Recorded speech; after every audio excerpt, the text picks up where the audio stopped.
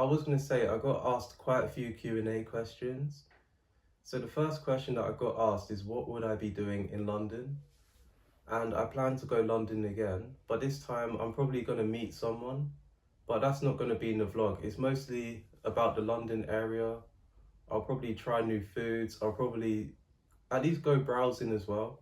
You don't always have to spend money whenever you're going out, but it's also good to like have new experiences. But another thing that I got asked in the Q&A questions is what do I do in my free time? So in my free time, if I'm not watching videos, I'm editing videos. And if I'm not editing videos, I'm at least creating videos. And you see me as well, I try to stay in shape by going on walks. So basically, high intensity exercises, they'll keep you in shape at like a quicker rate. But I want to look for something that's long term. So that's why I go on my walks, and that keeps me in shape. It helps me to process my thoughts, and it lifts up my mood when the weather's good. I watch films. I watch rom-com films, comedy films. I know it's too much information, but another thing that I got asked in the Q&A is one thing to describe myself. And for those of you that do not know me, I'll say that I'm a bit honest. I wanted to say that I'm really honest. It's because I'm my worst critic, and the advice I give to other people, I want to make sure that I take that advice for myself. So to make it clear that I'm an honest person, but it has its pros and cons.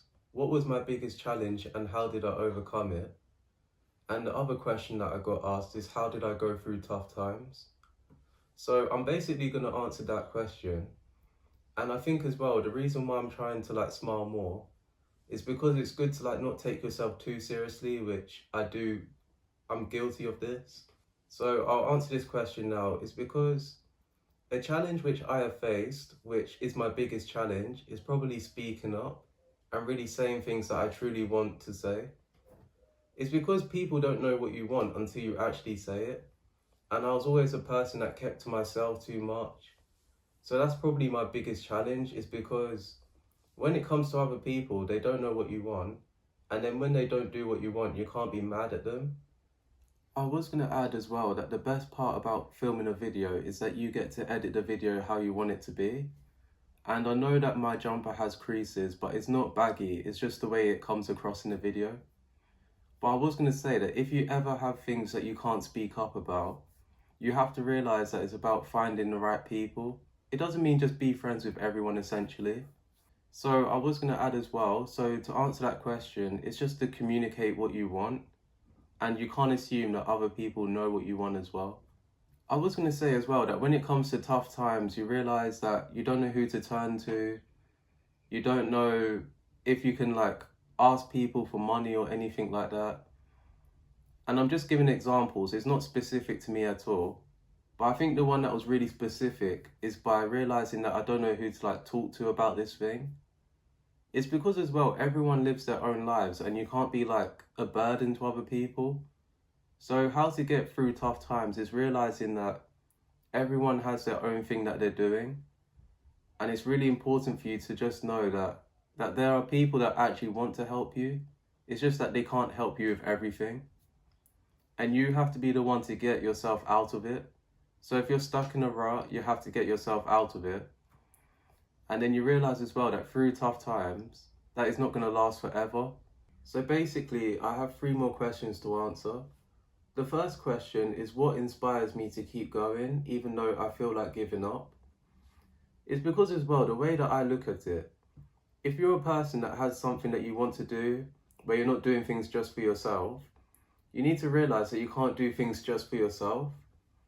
It's because in the past, I realized that things such as like retiring your parents, things such as trying to do things for your future family as well, you need to realize as well that you can't be thinking about yourself, like when you want to accomplish something. It's because the people help you to accomplish your dreams. People are helping you because they're able to create a good community as well. And you need to realize as well that if you do things for yourself, you're more likely to give up because it's just for yourself. And people are not really kind to themselves as well. It's because they're mostly kind to other people, but not to themselves. I wanted to add as well that I might have good days and I might have bad days. But on the bad days, you have to realize that you need to think positively, because it's really about how you think about a situation.